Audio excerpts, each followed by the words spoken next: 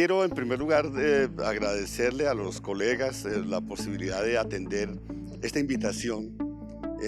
Yo he elaborado una propuesta de trabajo sobre este tema de los derechos humanos con cuatro finalidades o cuatro apartes que obedecen a propósitos que considero importantes dentro de la discusión de derechos humanos en Colombia.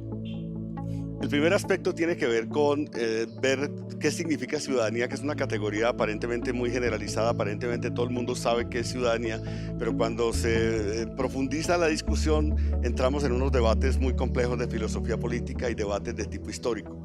Y normalmente cuando se habla de ciudadanía se habla de la dimensión formal, o se habla de la estructura constitucional, pero no se mira la ciudadanía en términos históricos y los conflictos que hay asociados a derechos de ciudadanía. Hay distintos tipos de derechos, pero esos derechos casi siempre son reivindicados por grupos sociales diferentes. A veces estos derechos están enfrentados y es bueno mirar una perspectiva crítica. A veces cuando uno tiene una sociedad capitalista donde el mercado decide todo, casi no hay derechos ciudadanos porque en últimas todo depende de qué lugar tienes en la economía.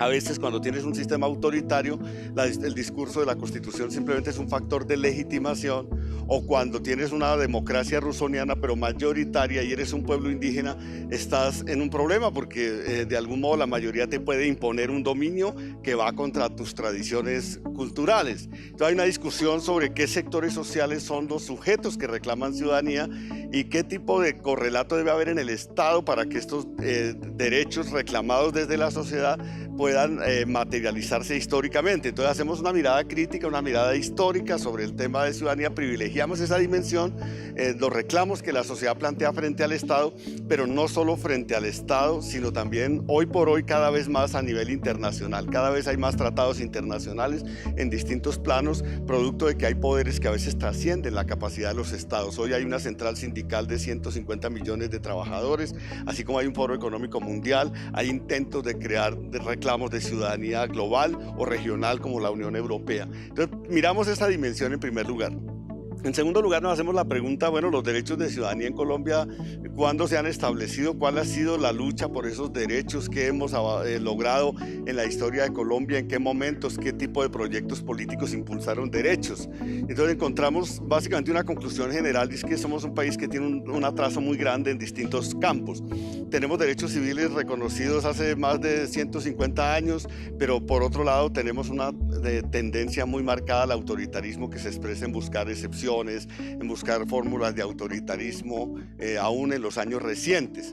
Tenemos una democracia antigua, pero con un código electoral profundamente anacrónico. Tenemos un reconocimiento de derechos sociales importantes en la Constitución, pero somos uno de los países más inequitativos de América Latina, que es la región más desigual del mundo. Tenemos 102 pueblos indígenas, un poblamiento afrodescendiente enorme. Hemos reconocido sus derechos desde el año 91, pero todavía hoy esos derechos no se traducen en realidad para estos pueblos y predominan visiones de discriminación sobre estos pueblos o la idea de que consultar con ellos es una mala apuesta frente a lo que se puede llamar el progreso. Entonces, aquí hay que mirar históricamente cómo se han desarrollado los derechos de ciudadanía y cuál es la agenda pendiente.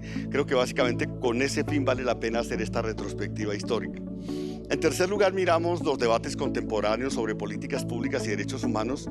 Hoy hay una conciencia creciente a nivel mundial de que no basta tener derechos reconocidos formalmente, sino que hay que traducirlos en instituciones y en políticas públicas. Hay, por ejemplo, un Instituto de Políticas Públicas y Derechos Humanos en el Mercosur.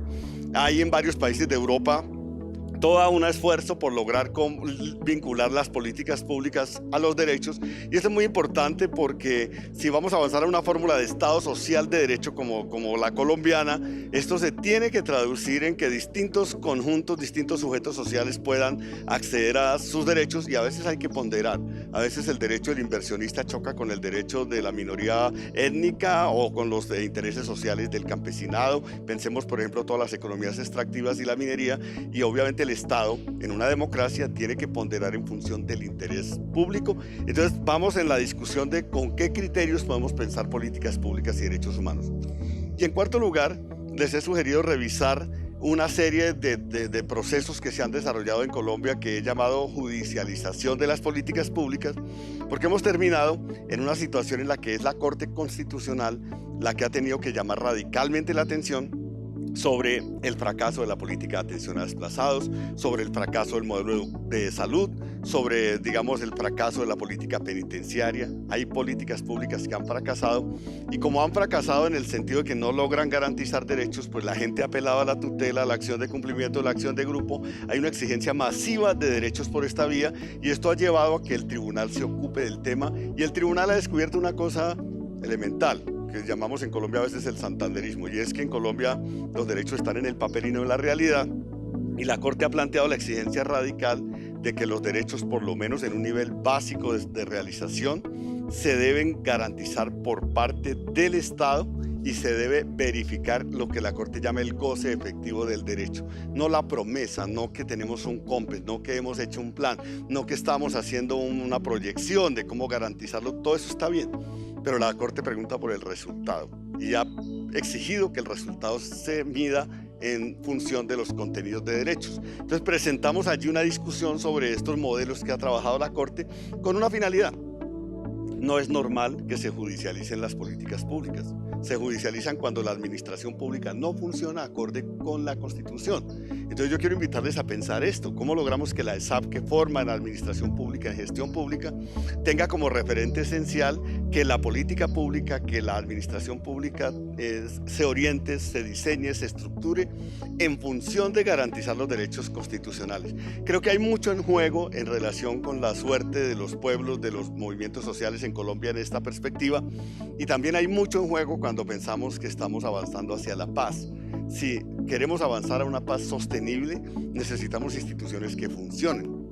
Necesitamos garantías para que en democracia la gente pueda hacer sus reclamos y que haya eficacia en función de derechos. No nos interesa cualquier eficacia, sino eficacia en función de garantías, derechos, libertades fundamentales. Y creo que ese proyecto de la Constitución del 91 más los avances del proceso de paz nos van a situar en una oportunidad histórica excepcional, y creo que allí la escuela y la academia, los colegas, los maestros, las maestras, los egresados, nuestros estudiantes, pueden hacer un aporte fundamental, no solo en la lógica de la paz, la lógica de los derechos, sino fundamentalmente en el tema de la paz territorial, que es el campo, digamos, por excepción, o el campo más importante en el que la escuela puede hacer un aporte en la coyuntura actual.